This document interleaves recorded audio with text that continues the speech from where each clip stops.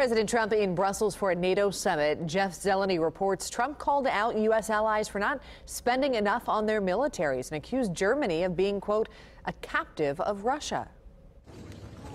President Trump standing alongside some of America's most loyal allies at the NATO summit tonight, but standing alone in his remarkable confrontation with Germany. But Germany is totally controlled by Russia. The president bluntly suggesting Germany is beholden to Russia because of a pipeline beneath the Baltic Sea. Germany is the biggest European market for Russian gas exports.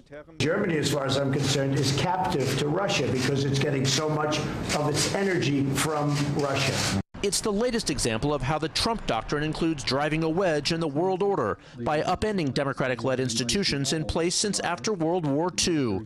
German Chancellor Angela Merkel, who grew up in Soviet-era communist Eastern Germany, said she didn't need a lecture on being captive to Russia. Will increase.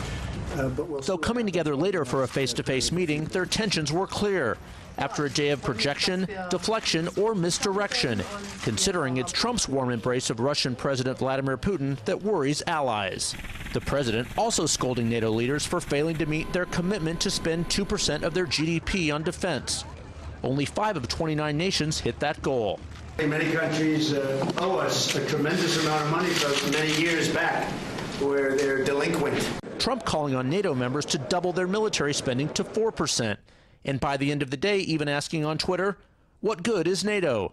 Still, Trump joined NATO leaders in signing a joint communique with sharp words for Putin. In part, the statement said, Russia is challenging the rules-based international order by destabilizing Ukraine, violating international law, and attempting to undermine our institutions and sow disunity. Though such a statement is standard fare for summits, it was notable that Trump signed on, considering he rarely criticizes Russia and walked away from the G7 meeting last month in Canada without signing that communique. That was Jeff Zeleny reporting President Trump is meeting Russian President Vladimir Putin at a summit in Helsinki next week.